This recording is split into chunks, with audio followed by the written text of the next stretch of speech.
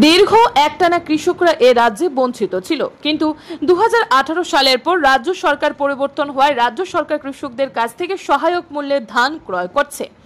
এই ধান কৃষকরা সুলভ মূল্যে বিক্রি করতে পারছেন। কৃষকরা খুবই উপকৃত হচ্ছে। একটা সময় কৃষকরা কৃষি জমিতে নামতে চাইতো না, কারণ তাদের অনেক ধার দানায় পড়তে হতো। কিন্তু রাজ্যে বিকাশমুখী সরকার প্রতিষ্ঠিত হওয়ায় কৃষকের বন্ধু হয়ে দাঁড়িয়েছে সরকার। প্রত্যেকটা কৃষক আজ খুশি।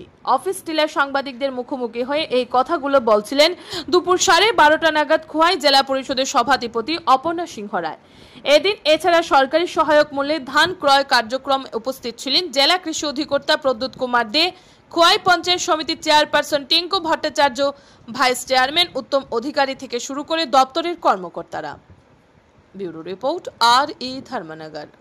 বলতে চাই, ত্রিপুরা রাজ্য সরকার 2018 সালে আমাদের এই রাজ্যে যে বিকাশমুখী সরকার, উন্নয়নকামী সরকার এই রাজ্যে এসেছে।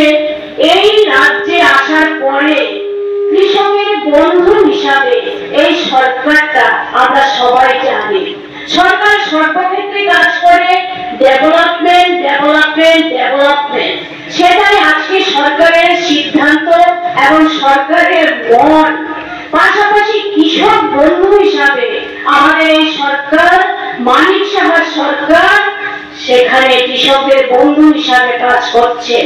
যেই কৃষকগণ টানা 25 বছর, 30 বছর, 35 বছর ধরে ডিপ্রেশনে ছিল যে আমরা কৃষক, আমরা কিভাবে আমরা জমি থেকে চাষ করে সেই ধান আমরা জমি থেকে ঘরে তুলে আনবো, মাঠ থেকে ঘরে তুলে আনবো, আমাদের ঋণ করতে হয়। আগে দেখা যেত 30-35 বছর আগে কৃষকরা সেই ধান করতে গিয়ে তারা ঋণগ্রস্ত হয়ে যেতেন। ঋণের জ্বালায় অনেক কৃষক আত্মহত্যা করতে পর্যন্ত বাধ্য হতেন। তাদের পারিবারিক অশান্তি থাকতো সেই ঋণের জ্বালায়। কিন্তু 2018 সালের নির্বাচনের পরে আমরা আপনারা সবাই মিলেমিশে যে সরকারটাকে এনেছি, আজকের যে সরকারটা, ওই সরকারটা কৃষকের বন্ধু।